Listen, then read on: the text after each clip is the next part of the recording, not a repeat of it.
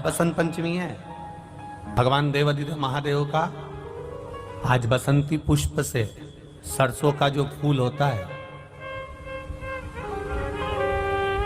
108 सरसों के पुष्प से भगवान शंकर का श्रृंगार किया जाता है या शिव को समर्पित किया जाता है।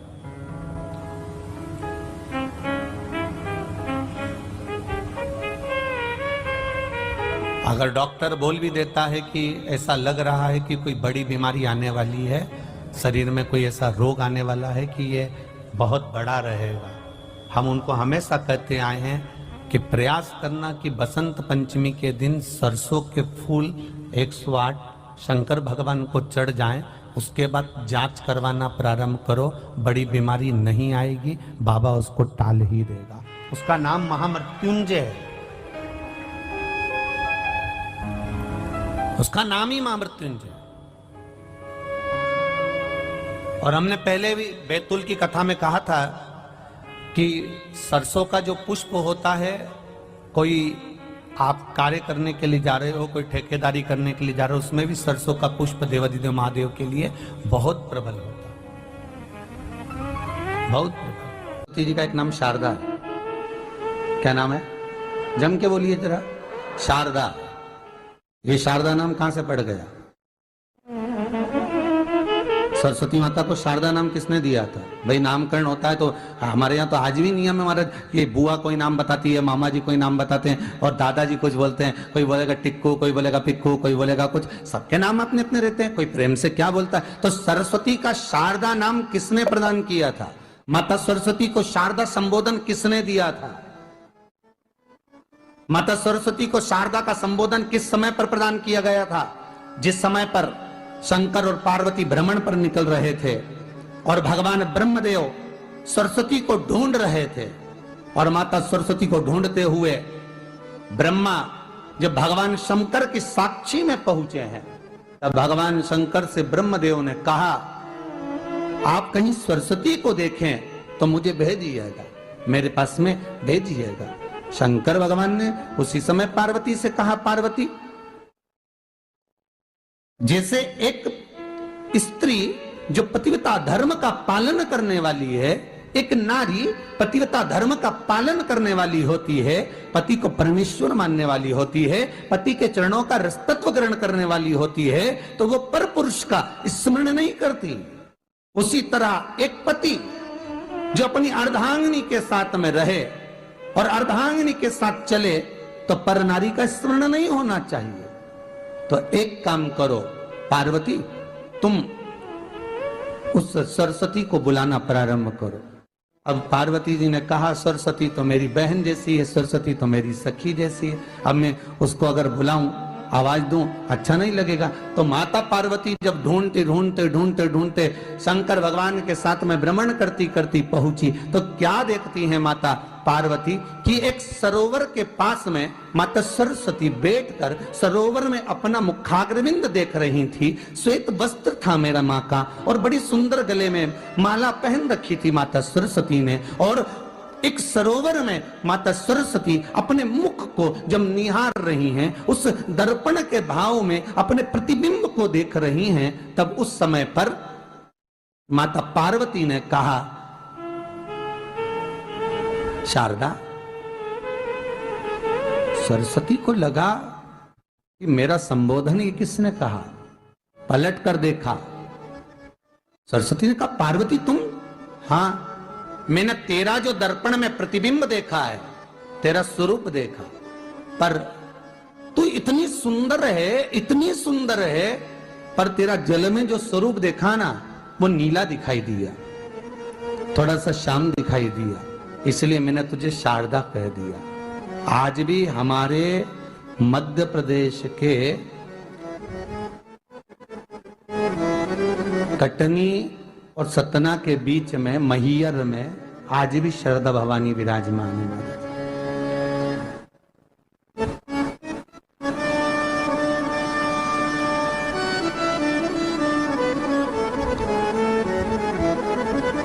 धार जिले में जाएंगे तो बाग क्षेत्र में मां बागेश्वरी मां शारदा आज भी विराजमान।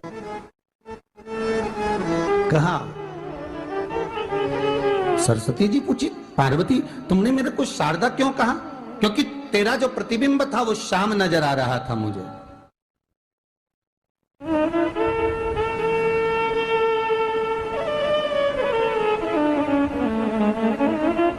उस प्रतिबिंब को देखकर मैंने तुझे शारदा का संबोधन दिया। तुम्हें ब्रह्मा जी बुला रहे हैं। सरस्वती ने कहा, पार्वती मैया दीदी, आपने मुझे जो नाम दिया है, जगत के लोग, संसार के लोग मुझे इस नाम से जब पुकारेंगे तो ये शारदा, ये सरस्वती स्वयं उसके कंठ पर, उसके मस्तिष्क पर सदा विराजमान रहेगी, ये शारदा बनकर। इसलिए हमारे स्कूलों में, हमारे काव्य ग्रंथों में, हमारे जो कविगण रात्रि को जो काव्य पाठ करते हैं, कविता का स्मरण करते हैं, वो सरस्वती की वंदना नहीं करते, हे शारदे मां, शारदा की वंदना करते।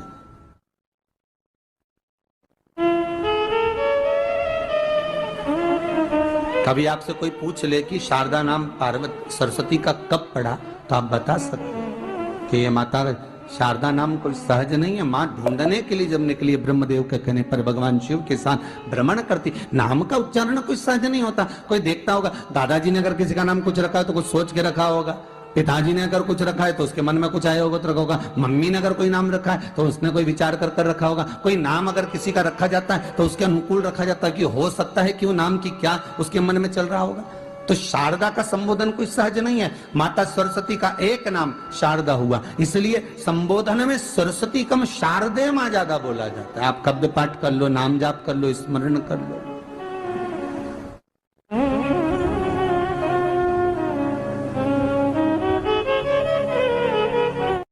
हम बच्चों से कहना चाहेंगे, छोटे छोटे बच्चों से, आप माता सरस्वती की आराधना करा करो। मेरे बच्चों से निवेदन है, कभी जिंदगी में अगर मौका मिल जाए और सरसों के फूल यदि आपके जीवन में आपको कहीं से प्राप्त हो जाए, सरसों के फूल जानते हो ना, पीला कलर का होता है सरसों का फूल, आप प्रयास करो सरसों का फूल। जिस दिन माता सरस्वती का, मेरी बागेश्वरी का जिस दिन प्रागट्य उत्सव हो बसंत पंचमी का, उस समय पर माता सरस्वती का स्मरण कर कर वो सरसों का फूल आप देव अधिदेव महादेव को चढ़ाइए। जैसे माता सरस्वती को ज्ञान दिया था, वैसा मेरा महादेव आपको भी ज्ञान दे। वो सरसों का फूल आप देव अधिदेव महादेव को समर्पित। कई जगह पर आम के जो झूमर होते हैं वो, कई जगह पर सरसों का पुष्प, सरसों का फूल वैसे शिव महापुराण के अनुसार अगर अपन देखें तो बड़े रोग में भी कारगर होता है। जिसको कैंसर जैसा रोग हो जाता है या किडनी लीवर जिसका डैमेज हो जाता है, इसके लिए हमने पहले भी कथाओं में वर्णन किया है। बसंत पंचमी का दिन, महाराज सरस्वती का दिन, जिस दिन जो बच्चा पढ़ने में कमजोर होता है उसके हाथ से बसंत पंचमी के दिन सरसों के 31 फूल शंकर जी को चढ़ा दिए जाते हैं तो बच्चा पढ़ने में अव्वल निकल जाता है। उसके बच्चे को कभी नहीं कह सकते कि पढ़ने बैठ, वो खुद बैठेगा।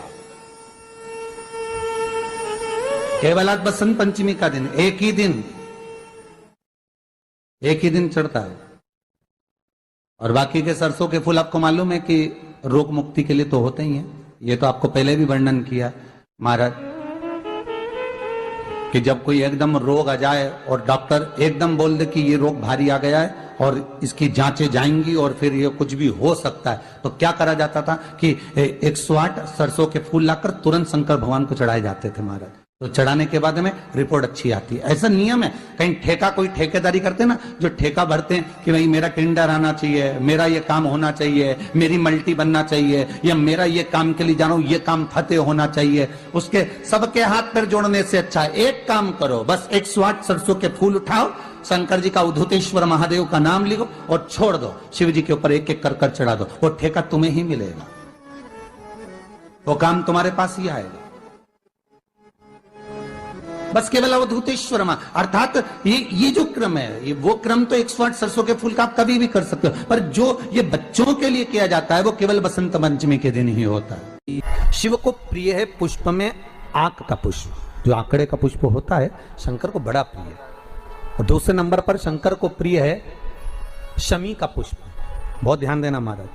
तीसरे नंबर पर शंकर को प्रिय है महाराज सरसों का पुष्प।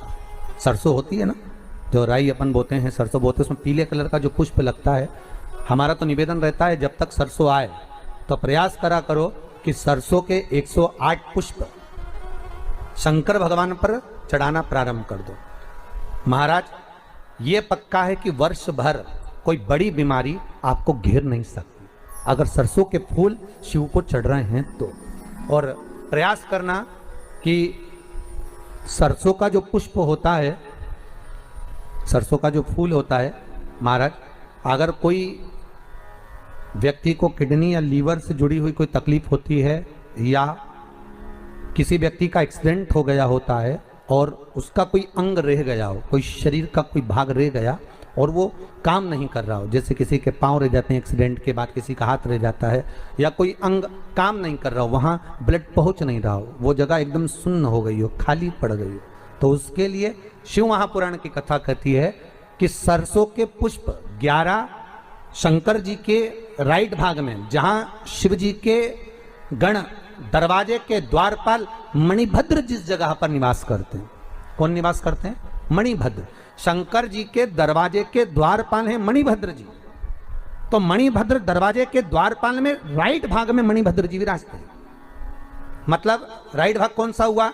जब आप मंदिर से बाहर निकलेंगे तो राइट भाग, मंदिर में प्रवेश करेंगे जब राइट नहीं होना चाहिए, आप मंदिर से जब जाएं तो राइट भाग।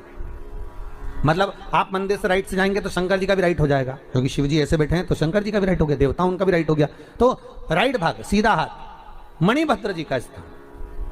11 सरसों के पुष्प मणिभद्र के उस द्वार पर आप रख दीजिए, और मणिभद्र के द्वार पर रखकर अंदर जाकर 108 वापिस जब आप बाहर निकल रहे हैं, ये पुष्प आप रखने के बाद एक बार बाहर जाएंगे, फिर वापिस आएंगे मणिभद्र रखने के बाद, और अंदर जाकर 108 सरसों के पुष्प शंकर को समर्पित करेंगे महाराज। उस सरसों के पुष्प जो शिव जी को आप समर्पित कर रहे हैं उसको वापिस लेकर आएंगे, श्री शिवाय नमस्तुभ्यम बोलकर उस सरसों के पुष्प को महाराज सरसों के तेल की बोतल में उसको प्रदोष काल में उस तेल को वापस ले जाकर चढ़ा दीजिए शिव जी को, उसको वापस लेकर आ जाइए। उस तेल का प्रयोग आप नाभि में डालिए, और जो शरीर काम नहीं कर रहा उस स्थान पर कम से कम 15 दिन 20 दिन तक उसकी मालिश करना प्रारंभ करिए। बाबा चाहेगा तो चलाने का प्रयास कर देगा और वो अंग वो शरीर काम करने लगेगा। मणिभद्र का स्मरण, श्री शिवाय नमस्तुभ्यम, सब बोलिए एक बार जमकर, श्री, अरे पहले बोल दिया, हमारे साथ तो बोलो, श्री शिवाय नमस्तुभ्यम। भगवान शिव के मंत्र का स्मरण कर कर करते सरसों का जो पुष्प है उसमें आनंद की अनुभूति है, आनंद की अनुभूति। हाथ से बसंत पंचमी के दिन सरसों के 31 फूल शंकर जी को चढ़ा दिए जाते हैं तो बच्चा पढ़ने में अव्वल निकल जाता है। उसके बच्चे को कभी नहीं कह सकते कि पढ़ने बैठ, वो खुद बैठेगा। केवल आज बसंत पंचमी का दिन, एक ही दिन चढ़ता है, और बाकी के सरसों के फूल आपको मालूम है कि रोग मुक्ति के लिए तो होते ही हैं। ये तो आपको पहले भी वर्णन किया महाराज कि जब कोई एकदम रोग आ जाए और डॉक्टर एकदम बोल दे कि ये रोग भारी आ गया है और इसकी जांचें जाएंगी और फिर ये कुछ भी हो सकता है, तो क्या करा जाता था कि 108 सरसों के फूल लाकर तुरंत शंकर भगवान को चढ़ाए जाते थे महाराज। तो चढ़ाने के बाद में रिपोर्ट अच्छी आती है। ऐसा नियम है। कहीं ठेका कोई ठेकेदारी करते हैं ना, जो ठेका भरते हैं कि भाई मेरा टेंडर आना चाहिए, मेरा ये काम होना चाहिए, मेरी मल्टी बनना चाहिए, या मेरा ये काम के लिए जा रहा हूं, ये काम फतेह होना चाहिए, उसके सबके हाथ पैर जोड़ने से अच्छा है एक काम करो, बस 108 सरसों के फूल उठाओ, शंकर जी का उद्धूतेश्वर महादेव का नाम लिखो और छोड़ दो, शिव जी के ऊपर एक एक कर चढ़ा दो, वो ठेका तुम्हें ही मिलेगा, वो काम तुम्हारे पास ही आएगा। बस केवल अवधूतेश्वर अर्थात ये जो क्रम है, ये वो क्रम तो 108 सरसों के फूल का आप कभी भी कर सकते हो, पर जो ये बच्चों के लिए किया जाता है वो केवल बसंत पंचमी के दिन ही होता है। शिव को प्रिय है पुष्प में आक का पुष्प, जो आंकड़े का पुष्प होता है शंकर को बड़ा प्रिय है। और दूसरे नंबर पर शंकर को प्रिय है शमी का पुष्प, बहुत ध्यान देना महाराज। तीसरे नंबर पर शंकर को प्रिय है महाराज सरसों का पुष्प। सरसों होती है ना, जो राई अपन बोते हैं, सरसों बोते हैं, उसमें पीले कलर का जो पुष्प लगता है। हमारा तो निवेदन रहता है जब तक सरसों आए तो प्रयास करा करो कि सरसों के 108 पुष्प शंकर भगवान पर चढ़ाना प्रारंभ कर दो। महाराज ये पक्का है कि वर्ष भर कोई बड़ी बीमारी आपको घेर नहीं सकती अगर सरसों के फूल शिव को चढ़ रहे हैं तो। और प्रयास करना कि सरसों का जो पुष्प होता है, सरसों का जो फूल होता है महाराज, अगर कोई व्यक्ति को किडनी या लीवर से जुड़ी हुई कोई तकलीफ होती है, या किसी व्यक्ति का एक्सीडेंट हो गया होता है और उसका कोई अंग रह गया हो, कोई शरीर का कोई भाग रह गया और वो काम नहीं कर रहा हो, जैसे किसी के पांव रह जाते हैं एक्सीडेंट के बाद, किसी का हाथ रह जाता है, या कोई अंग काम नहीं कर रहा हो, वहाँ ब्लड पहुँच नहीं रहा हो, वो जगह एकदम सुन्न हो गई हो, खाली पड़ गई हो, तो उसके लिए शिव महापुराण की कथा कहती है कि सरसों के पुष्प 11 शंकर जी के राइट भाग में, जहां शिव जी के गण दरवाजे के द्वारपाल मणिभद्र जिस जगह पर निवास करते हैं, कौन निवास करते हैं? मणिभद्र। शंकर जी के दरवाजे के द्वारपाल हैं मणिभद्र जी, तो मणिभद्र दरवाजे के द्वारपाल में राइट भाग में मणिभद्र जी विराजते हैं। मतलब राइट भाग कौन सा हुआ? जब आप मंदिर से बाहर निकलेंगे तो राइट भाग, मंदिर में प्रवेश करेंगे जब राइट नहीं होना चाहिए, आप मंदिर से जब जाएं तो राइट भाग। मतलब आप मंदिर से राइट से जाएंगे तो शंकर जी का भी राइट हो जाएगा, क्योंकि शिव जी ऐसे बैठे हैं तो शंकर जी का भी राइट हो गया, देवता उनका भी राइट हो गया, तो राइट भाग सीधा हाथ मणिभद्र जी का स्थान।